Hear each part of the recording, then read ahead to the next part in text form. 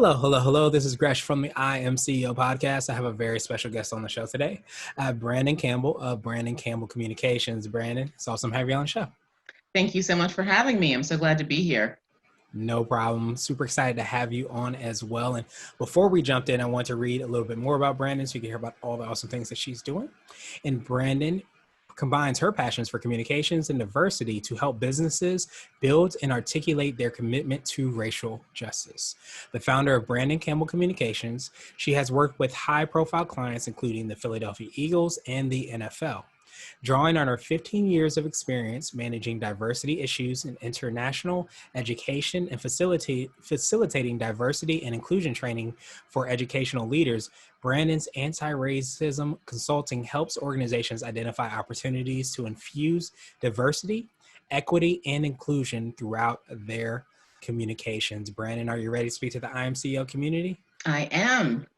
Awesome. Well, let's do it. So to kick everything off, I wanted to hear a little bit more on how you got started. Could you take us through what I call your CEO story? We'll let you get started with your business. Yes, definitely. So I was kind of an accidental business owner. It's not something I planned for or even wanted. I started about 10 years ago wanting to do more with my writing. I've always loved writing. I was in the nonprofit realm and was feeling a little bit stifled in my career. So I wanted to find a way to get back to my writing. So I did that by starting a sports blog called Philly Sports Muse that was about the Philadelphia Eagles. My thinking there was I will at least have to write once a week in the fall. You know, there's something to write about. And I'd not done sports writing before, but I absolutely fell in love with it and got more serious about it. And I love networking. That's something that continues to this day. So I was able to leverage my networks and leverage social media to get that writing opportunity with the Philadelphia Eagles. Wrote a column geared towards their female fans for a time, and did similar work with the NFL. That was all on a freelance basis, and it was just so fun writing and sports. I got away from the sports focus after I had my son, just because you really have to be on all of the time, and that wasn't necessarily what I wanted to do. So, but I was still writing and did a lot with a lot of business writing, publications like Philadelphia Magazine.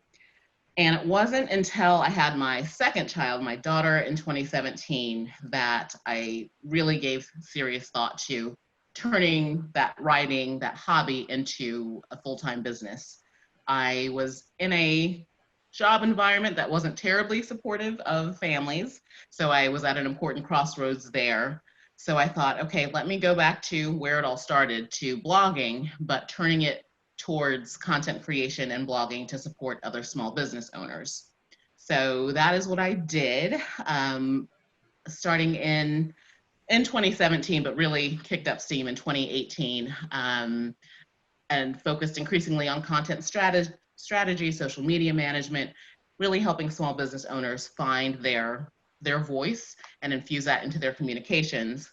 And then this year, 2020, in the summer, I decided to add that diversity, equity, and inclusion component, as it's something that I'm very passionate about, had some background in, and saw that there was a lot of need to do. So, so that's kind of the long and short of it. And I'll add, with the diversity work, it really is a nice way of bringing in kind of that experience that I had with nonprofits and in higher education with my work, the freelance work that I had been doing for so long.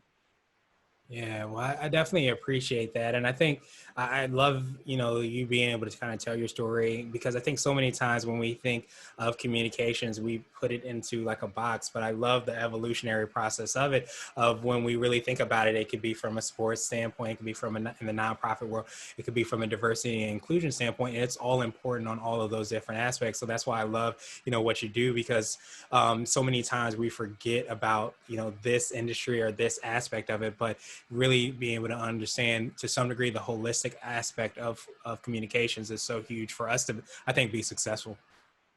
you're absolutely right. It is the core of everything that we do.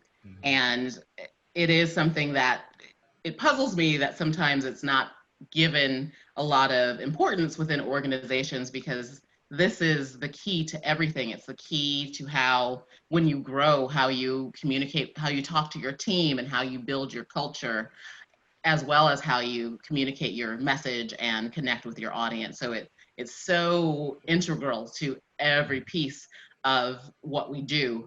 And that's really something that's been exciting to embrace more and more, as when I have conversations with folks about anti-racism and diversity and inclusion. It all comes down to communications, including how you listen to other people. So it's these fundamental skills that we learned a long time ago that really we sometimes have to relearn in order to um, be the people that we want to be, and to be the companies that we want to run.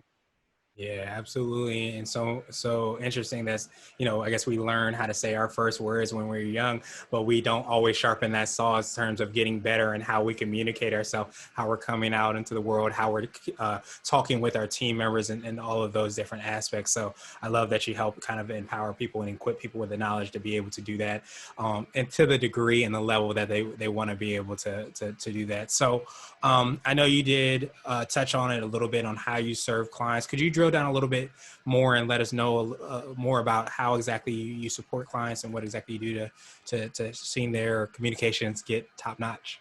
Sure, absolutely. So I'll explain a little bit how I got to this point, Mm-hmm. which will help frame what I do. So in this past summer, after the murder of George Floyd and the protests that took place around the country and around the world, like so many people, I was changed, and I really wrestled with, what is my role in all of this? And at the same time, as I, dealt with the heaviness of the topic, I would scroll in my Instagram feed and see a company with a black square on Instagram that wouldn't follow up for weeks. Or I would see a company that tried to put out a statement and people would call them out saying, hey, see that statement, yet we're aware of you doing this, being called out on their actions. And was having conversations with people in my network and current clients, and it suddenly hit me that companies don't know how to navigate this. This is brand new territory.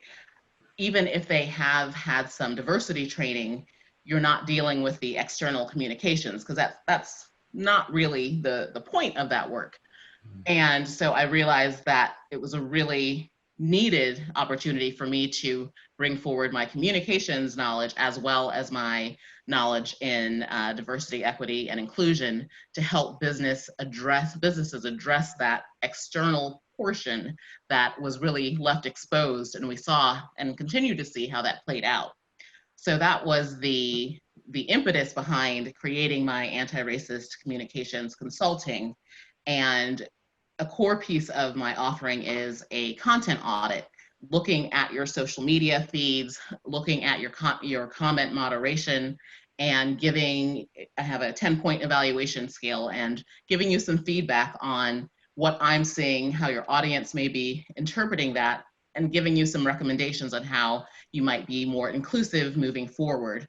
And what I have seen with my clients is, when you start to look at that external piece, when you identify the blind spots, then companies start to realize, oh, wow, so there's got to be a lot more. This goes into our internal communications, how we're communicating what we do, how we work, job postings. So that content audit process, and it can go forward to be more in depth, to be an audit of communications as a whole. That's one area and one way that I work with clients.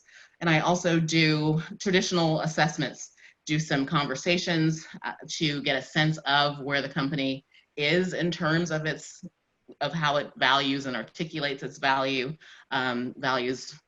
relating to racial justice, and provide some recommendations moving forward about how to infuse anti-racism a little more into their work. And it was intentional that I use the word anti-racism. I'm someone who's always been about action, and that's such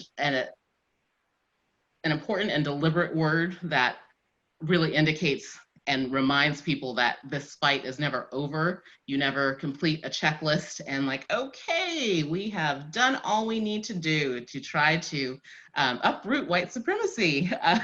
It is ongoing. It's something that happens with multiple decisions that you make on a daily basis. So I really work to help clients articulate what they believe in and then create some ways to strategically build in how they need to include that in their decision making in the future.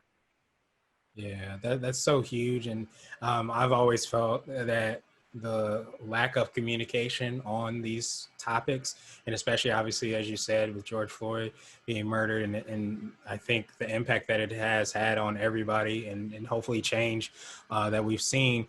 I think that having those communications is so huge, but I think not realizing and being aware of the, I guess the construct and the building up of that construct of some of the things that we see, as you mentioned, the job postings and how you're communicating with staff and all of those things, how it manifests itself in so many different ways. So many times people are not aware of that. So that's why I appreciate, the work that you do as far as like helping people, especially those organizations that may not just be aware and maybe need to really understand and do the work and have that time to have their internal communications, their external communications in alignment with who they are and what they stand for. And of course, towards creating that better world where there's lack of racism around us.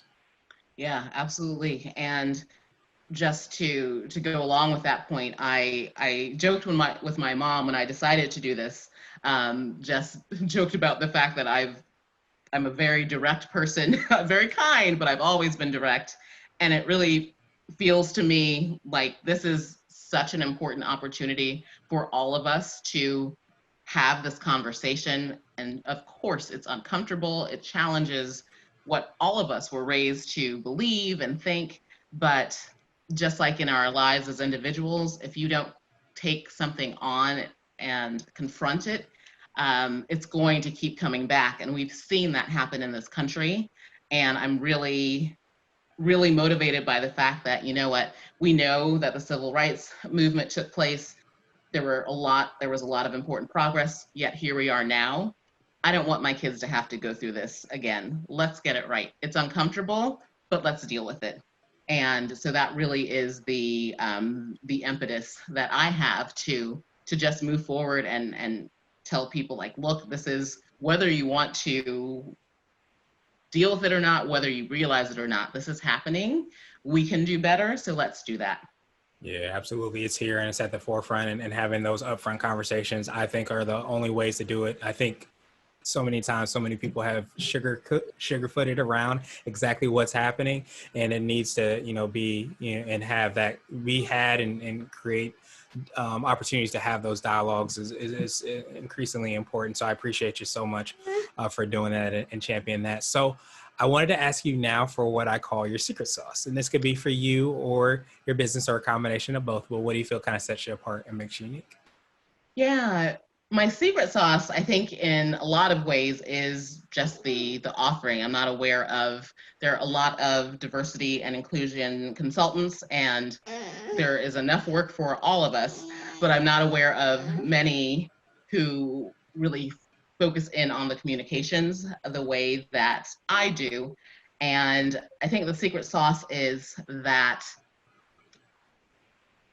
the fact that, so I think some of my delivery, and we have a visitor who Yes. wants to be included in the How's it conversation. going? This is my daughter, Riley, who just woke up from her nap. All right. I think the secret sauce is that, I know, sweetie. While I know that it's everyone knows it's an uncomfortable conversation, I think people find me to be approachable. I try to use humor as appropriate. It's not a funny topic, but I think that those skills are helpful in helping people come to terms with having this conversation and being willing to have it. So that's kind of the secret sauce that I use to get people to, at least to get them to the table. Oh my goodness, I'm gonna see if I can get some help with this one, but you Yeah. know, life and COVID. There you go. Well, I definitely appreciate you for breaking down, your secret sauce and what you feel kind of sets you apart and makes you unique. And so I wanted to switch gears a little bit, and I wanted to ask you for what I call a CEO hack. So this could be like an app, a book, or a habit that you have, but what's something that makes you more effective and efficient? So I'm going to, for me, the app is Google Notes. As untechnical as that is, I live for Google Notes on my phone, and they're so great for me because that's where I just brainstorm and jot ideas as I have them. I don't always have a notebook. So I'm a writer. Yes, that's important. But as an entrepreneur, you always have tons of ideas for new offerings or new angles of how to promote something. So I'll just record it in my Google Notes, and then I have an Android phone if I want to build upon that and create a full doc. It's not the fanciest app out there. It's not new, but for me, it is a really important tool for tracking my ideas, as ideas are, a big part of my business. So those are really, really important for me to just keep track of ideas. And I am a mom. I have 2 young kids. It's not like I'm always at my laptop. So anytime I have a thought, because I'm not always at my laptop, I'm able to record it. So that's my hack for just kind of recording the ideas that come at you out of nowhere sometimes. Yeah, and then those are such huge things to be able to kind of capture those things, because I'm sure people that are listening to this are probably have ideas that they're still trying to find because they didn't get that opportunity to write them down. So I love the effectiveness of of Google Notes, just because it is very at where you already are, and like you said, you can add it to your phone and being able to do it even if you're checking your email, but be able to kind of see those things and to be able to kind of write those things down, allow you to be able to execute on those things later, but more importantly, it allows you to write those down so you don't forget them and be able to take action at a later date if need be. Exactly. And you know what? I called it Google Notes. It's Google Keep. I Go keep. always Okay. call it Google Notes, but it's Google Keeps for anyone who's listening thinking, what is that? Yeah, I think it used to be called Google Notes, if I'm I right. think so I too. think it was. I thought it was. Then they changed their name. They often do a lot of that Yes. pivoting of brands and names and things Mm-hmm. like that. That's So right. yeah. So I wanted to ask you now for what I call a CEO nugget. So this could be a word of wisdom or a piece of advice. It might be something you would tell a client, or if you hopped into a time machine, you might tell your younger business self. Yes. My CEO nugget is to jump in before you're ready. That I would tell to anyone in business, whether they are thinking about starting a new course or a new service. There is just never a perfect time. You can think it to death, but at some point you have to just get out there and try. So that is my CEO nugget. There's your growth comes when you are uncomfortable. And I, throughout my business, including from the leap from blogging to writing for the Eagles, I've thought things through, but I've always jumped before everything was fully fleshed out. And I think you just really have to do that. Otherwise, you're going to hold yourself back. So jump before you're ready. Yeah, it's so huge to be able to kind of jump and move before you're ready, because I feel like the only perfect time in business is probably before you even start the business, when you're just thinking of the ideas. Once you Right. get in it, you have to really be and understand that there is no perfection, there's no perfect time. And I think so many times people wait until that perfect time, and those visions, those ideas never come to fruition because it's never really a true perfect time. Absolutely. Mhm. Awesome, awesome, awesome. So now I wanted to ask you my absolute favorite question, which is the definition of what it means to be a CEO. And we're hoping to have different quote unquote CEOs on this show. So Brandon, what does being a CEO mean to you? So being a CEO to me is about being a chief executive officer in your life as well as your business. It's more than a title that goes on your resume or your LinkedIn profile. It's having an idea and executing with how you want to lead your life.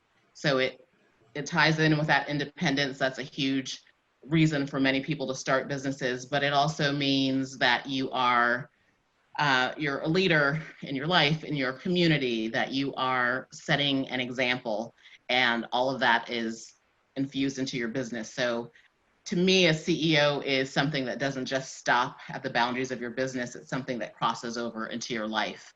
And it's really just being that chief executive officer in the way you exist in the world in all forms. And it isn't necessarily connected to quote unquote success, what your earnings are, but it's just really taking ownership and being confident and taking a stand in the ways that you bring yourself into the world. Yeah, I absolutely love that ownership and being able to take a stand is right in alignment with every and all the work that you do, and being able to kind of do that obviously from a business and organizational standpoint. But I think that there's a quote that the saying is the way you do one thing is the way you do all things. And Yes. so as you're showing up in your life, as you're showing up as your parent, as you're showing up as your baseball coach or a son or a daughter, whatever that might be, it's so important to kind of understand and have that CEO mentality, because that's taking Mm-hmm. ownership of the actions and things that you're doing in all different aspects of your life. So I appreciate the holistic perspective of that definition, and I Thank appreciate you. your time even more. What I wanted to do is pass you the mic, so to speak, just to see if there's anything additional you can let our readers and listeners know, and of course, how best they can get a hold of you and find out about all the awesome things you're working on. Sure. Thank you so much. Well, thank you for everyone who has taken some time to listen and learn a little bit more about my work. You can find me on the interwebs at brandoncampbell.com. Brandon is with a Y instead of an O. You can find me on Instagram at Brandyn Campbell Comms, COMMS, and on Facebook at Brandyn Campbell Communications.